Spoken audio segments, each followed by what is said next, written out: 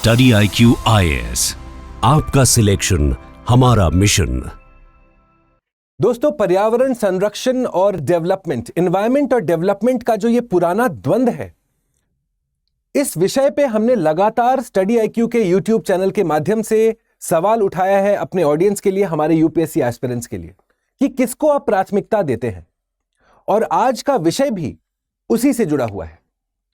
आज हम आपको लेके चलेंगे भारत के दक्षिणी भाग में, स्पेसिफिकली बात करें यूनियन टेरिटरी ऑफ पुदुचेरी, जहां पे पुदुचेरी शहर और उसके पास में एक और शहर है कराईकल। यहां पे जो कोस्टल इकोसिस्टम है वो भारत सरकार द्वारा रिलीज्ड मैप में एब्सेंट है। इसके क्या कॉन्सिक्वेंसेस होंगे, क्या प्रभाव पड़ सकता है ना सिर्फ वहां के कोस्टल इकोसिस्टम पे, पर वहां पे रह रहे लोगों के ऊपर, इसको समझने और सीखने की आवश्यकता है। नमस्कार, स्टडी IQ की तरफ से मैं हूं भुवन झा। इससे पहले कि इस डिस्कशन की शुरुआत करें मित्रों, सबसे पहले समझते हैं कि ये कोस्टल इकोसिस्टम या ये जो तटीय क्षेत्र होते हैं, ये क्यों इंपॉर्टेंट है, क्या मिलता है यहां पे कि इनको बचाना इतना अनिवार्य है, इतना रिकमेंडेड है। अगर सबसे पहले हम बात करें तो एक फीचर जो पुदुचेरी और कराईकल के पास वाले कोस्टल एरियाज में देखा जाता है वो है मड फ्लैट्स। अब मड फ्लैट्स होते क्या है, अगर सिंपल तरीके से समझेंगे दोस्तों, तो ये मिलते हैं हमको इंटरटाइडल जोन में। अब आप कहेंगे इंटरटाइडल जोन ये क्या नया चीज है, चलिए जल्दी से आपको हम दिखा देते हैं। फॉर एग्जाम्पल, मान लेते हैं कि ये आपका कोस्ट है।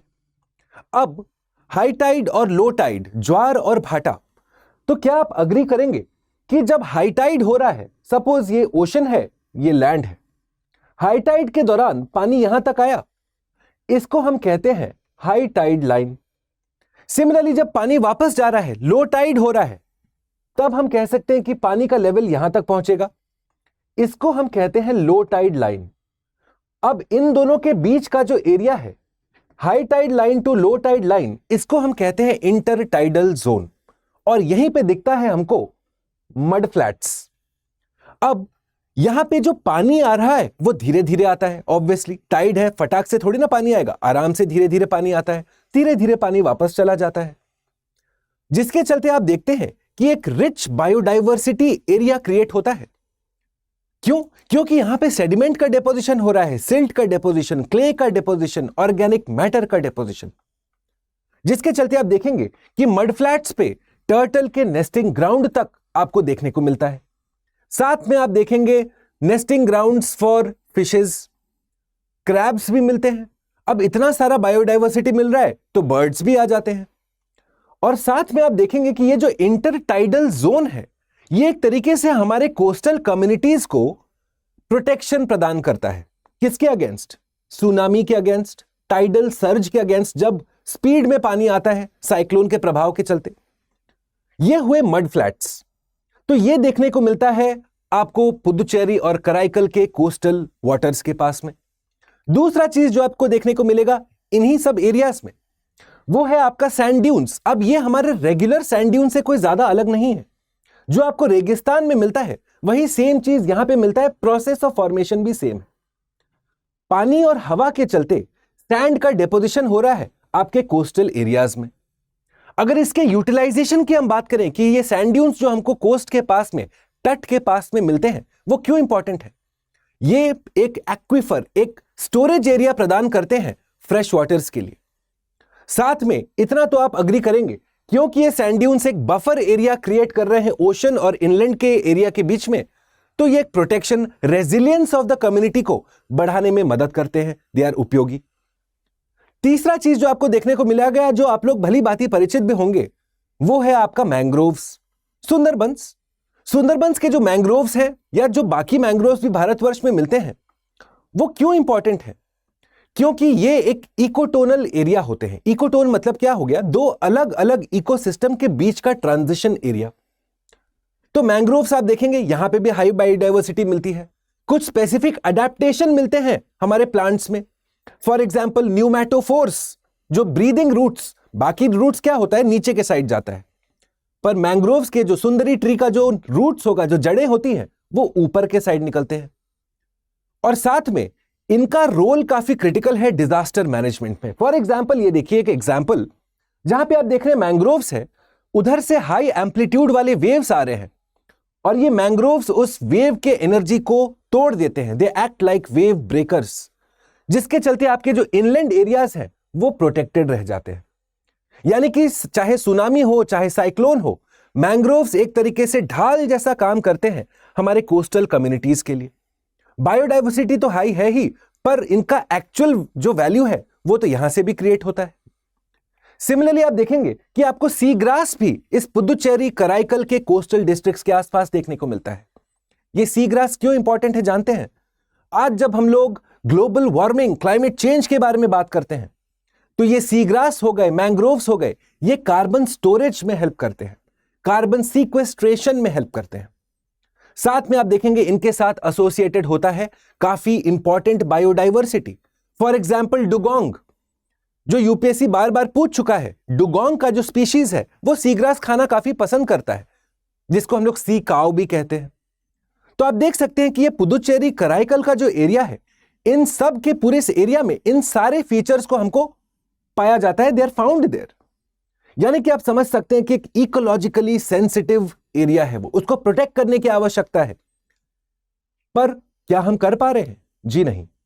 चेन्नई स्थित national centre for sustainable coastal management, इनको कोस्टल रेगुलेशन जोन्स के अंदर रिस्पॉन्सिबिलिटी दी गई थी कि आप जाके इस एरिया का मैपिंग करें। जब कोई चीज सरकारी दस्तावेज पे आएगा तभी तो उसको प्रोटेक्शन प्रदान करेंगे आप। तो ये सारे महानुभाव गए वहां पे मैपिंग करने के लिए। मैपिंग के बाद पता चला कि जो रिपोर्ट निकला, जो मैप्स तैयार हुए, वो इनकम्प्लीट थे। फॉर एग्जाम्पल आप देखिए, सर्वे ने 228 एकड़ मैंग्रोव को मार्क ही नहीं किया है।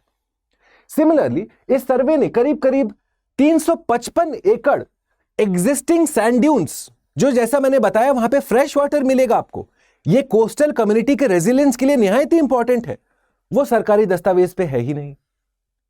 सिमिलरली हमारे मड फ्लैट्स हो गए, टर्टल के नेस्टिंग ग्राउंड हो गए, सॉल्ट मार्शेस, इनकम्प्लीट सर्वे किया गया है, जिसके चलते पुदुचेरी और कराईकल के स्थानीय लोग इस बात से प्रोटेस्ट कर रहे हैं। उनका कहना है कि कोई चीज अगर सरकारी दस्तावेज पे नहीं है तो उसका प्रोटेक्शन कैसे सुनिश्चित करेंगे आप? अगर प्रोटेक्शन नहीं सुनिश्चित करेंगे तो जो फिशिंग कम्युनिटीज हैं, जो डिपेंडेंट हैं इस बायोडाइवर्सिटी रिच एरिया पे अपने लाइवलीहुड के लिए, उनका फ्यूचर भी कटघरे में खड़ा है। साथ में जो पूरा कोस्टल कम्युनिटी का एक डिजास्टर मैनेजमेंट के पर्सपेक्टिव से रेजिलियंस की बात होती है, वो भी अब कम हो गई है, रिस्क इनका बढ़ गया है, जिसके चलते वहां के स्थानीय लोग इस बात का विरोध कर रहे हैं। तो आप खुद बताइए, अब आपके नजर में क्या इंपॉर्टेंट है? क्या एनवायरमेंटल प्रोटेक्शन डेवलपमेंट का ही रास्ता नहीं है? अगर हम एनवायरमेंट प्रोटेक्ट नहीं करेंगे तो वहां के स्थानीय लोगों का डेवलपमेंट हो पाएगा क्या? क्या ये एक्चुअली में अलग अलग दिशाओं में जाने वाले फैक्टर्स हैं? Not always. अगर हम बात करें कोस्टल रेगुलेशन जोन्स के बारे में, जो शैलेश नायक कमिटी द्वारा प्रपोज किया गया था, तो ये एक उत्तम उदाहरण है जहां पे हम देखते हैं कि भारत सरकार ने कोस्टल रेजिलियंस को कम किया है। क्यों? क्योंकि आप देखेंगे कि भारत सरकार और पूरे भारत का एक मिशन है, ब्लू इकोनॉमी। हम अपने marine ecosystems, marine trade routes को एक्टिवेट करना चाहते हैं नेशनल प्रोग्रेस के लिए। अब जब आप ओशन के रास्ते नेशनल प्रोग्रेस खोज रहे हैं, तो ये कोस्टल एरियाज जहां पे आपके टापू बनेंगे, बंदरगाह बनेंगे, जहां पे इंफ्रास्ट्रक्चर क्रिएशन होगा, उसको आपको थोड़ा सा डाइल्यूट करने की आवश्यकता थी। गौर फरमाइएगा, 2011 का ये नोटिफिकेशन, जहां पे आप देखते हैं कि हाई टाइड लाइन से 200 मीटर का एक नो डेवलपमेंट जोन एस्टैब्लिश किया गया है। यानी कि यहां पे आपको पक्के घर नहीं मिलेंगे, कोई इंफ्रास्ट्रक्चर नहीं बना सकते आप, accept under certain conditions. For example national security हुआ तब आपके लिए अलाउड है यहां पे। अब इसी कोस्टल रेगुलेशन जोन के नोटिफिकेशन को मॉडिफाई किया गया था साल 2018-19 में, जहां पे आप नजर डालिएगा कि अब नो डेवलपमेंट जोन को जो पहले 200 मीटर था, अब घटा के कर दिया गया है 50 मीटर। और इसी अब नए क्राइटेरिया के अनुसार जो सर्वे की जा रही है, जो मैपिंग की जा रही है, उसी में देखने को मिला कि हमारे पुदुचेरी और कराईकल के कोस्टल इकोसिस्टम्स मैप में ही नहीं है। और जैसा मैंने कहा, कोई चीज अगर मैप पे नहीं है, कोई चीज अगर सरकारी दस्तावेज में अनरिकॉर्डेड है, तो आप तो sure, I am sure you will agree कि इसको प्रोटेक्शन हम नहीं दे सकते। कोई चीज जब है ही नहीं तो काहे का प्रोटेक्शन। तो इसीलिए दोस्तों ये जो डिस्कशन है आज का, ये काफी इंपॉर्टेंट है, क्योंकि जब हम सस्टेनेबल डेवलपमेंट की बात करते हैं तो वहां पे कम्युनिटी लेड डेवलपमेंट होना चाहिए। लोकल लोगों का एक तरीके से भागीदारी इस पूरे प्रोसेस में होना चाहिए। जानते हैं, MS स्वामीनाथन कमेटी था एक पहले, उन्होंने कहा था कि कोस्टल कम्युनिटीज के लिए जैसे फॉरेस्ट राइट्स एक्ट के अंदर हम लोग ट्राइबल कम्युनिटी को एक टेन्योर देते हैं, एक मालिकाना हक देते हैं उस एरिया का, MS स्वामीनाथन कमेटी के अनुसार कोस्टल कम्युनिटीज को भी उसी तरीके का मालिकाना हक, राइट्स का प्रोटेक्शन के लिए एक मैकेनिज्म डेवलप करने की आवश्यकता है।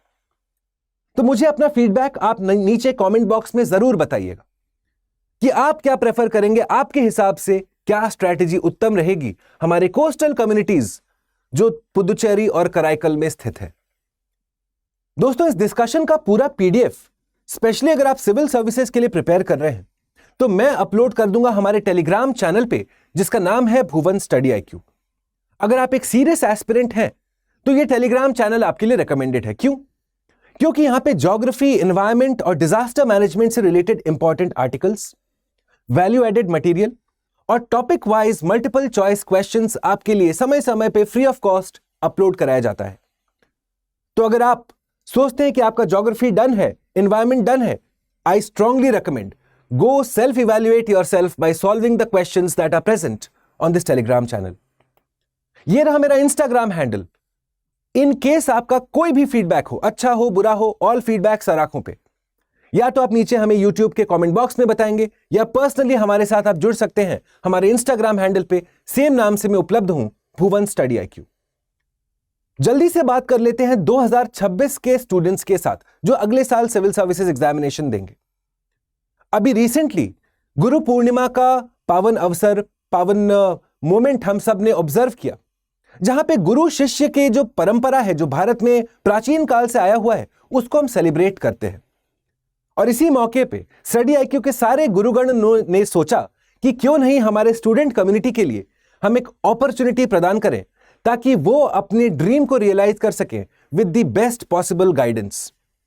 जानते हैं दोस्तों, स्टडी IQ से रैंक 12th जो पिछले साल का रिजल्ट है, साल 2024 का रिजल्ट, रैंक 12th मिस आशी शर्मा इसी क्लासरूम प्रोग्राम की हिस्सा थी, जहां पे उनको हमने प्रीलिम्स, मेंस, पर्सनालिटी टेस्ट के लिए इंटीग्रेटेड तरीके से पढ़ाया था। तो अगर आप 2026 के इच्छुक अभ्यर्थी हैं, मेरा स्ट्रॉन्ग रिकमेंडेशन है इस नए बैच के साथ जरूर जुड़िएगा। स्टडी IQ के तमाम टॉप फैकल्टीज इस बैच के साथ एसोसिएटेड रहेंगे। और फतेह की बात बता दूं कि यह बैच अकेला उस प्रोग्राम में है पूरे UPSC इंडस्ट्री में जो हमारे स्टूडेंट कम्युनिटी को यह अवसर प्रदान करता है कि आप जीरो कॉस्ट पे प्रिपेयर कर सकते हैं। जी हां, जीरो कॉस्ट। जिस दिन आप अपना प्रीलिम्स क्लियर करेंगे, आप जो भी फीस आज स्टडी IQ को देते हैं वो आपको रिफंड कर दी जाएगी। और साथ में आपको अपॉर्चुनिटी दिया जाता है कि हर महीने हमारे मंथली टेस्ट में जब आप टॉपर बनते हैं, आपको 11,000 रुपए की राशि, एक प्रोत्साहन राशि जैसा समझिए, आपको ऑफर किया जाएगा। तो आज ही आप जाएंगे स्टडी IQ के वेबसाइट या फिर हमारे ऐप जो अब उपलब्ध है दोनों ऐप स्टोर और प्ले स्टोर पे, और साइन अप के दौरान, क्योंकि गुरु कृपा सेल चल रहा है, गुरु पूर्णिमा, गुरु शिष्य परंपरा को हम लोग सेलिब्रेट कर रहे हैं, मैक्सिमम डिस्काउंट के लिए दोस्तों एक स्पेशल कूपन कोड मैं आज आपके सामने रिवील कर रहा हूं। वो कूपन कोड है BALIVE, BA live coupon code आप अप्लाई कीजिएगा। सिमिलरली ये तो रहा आपका जनरल स्टडीज का प्रिपरेशन। आपके ऑप्शनल के प्रिपरेशन के बारे में जल्दी से बात कर लेते हैं। स्टडी IQ की तरफ से ज्योग्राफी ऑप्शनल के लिए रिस्पॉन्सिबल हम हैं भुवन झा। क्लासेस होंगी आपके मंडे टू सैटरडे दिन में 1 बजे से शाम के 4 बजे तक, और इन क्लासेस में कॉन्सेप्चुअल क्लैरिटी और इंटरलिंकिंग फोकस रहता है। साथ में आपके लिए मेंटर अलॉटेड रहते हैं पहले दिन से, जो किसी और ऑप्शनल क्लास में नहीं होता है। Answer writing session, test series भी इंक्लूडेड है। इसलिए बंधुओं, ज्योग्राफी ऑप्शनल का अगला बैच शुरू हो रहा है बहुत जल्द, जुलाई 14 सोमवार से। डिले मत करिए, काल करे सो आज कर, आज करे सो अब भी के अब भी। आप जाएंगे स्टडी IQ के वेबसाइट या फिर ऐप पे, साइन अप करेंगे for geography optional under my guidance Bhuvan Jha, और मैक्सिमम डिस्काउंट के लिए जो कूपन कोड, जो सीक्रेट कोड मैंने आपको बताया है, आपको याद तो हो गया होगा वैसे। The coupon code is BALIVE. On that note, I wish all my students the very best. Please do consider leaving a like and a comment. और जो सारे students जुड़ रहे हैं हमारे GS batches या Geography optional batch के साथ, आप सबसे आग्रह है, please consider using the coupon code BALIVE. Believe in BALIVE दोस्तों. Thanks for watching. Bye. Study IQ IAS, आपका सिलेक्शन हमारा मिशन.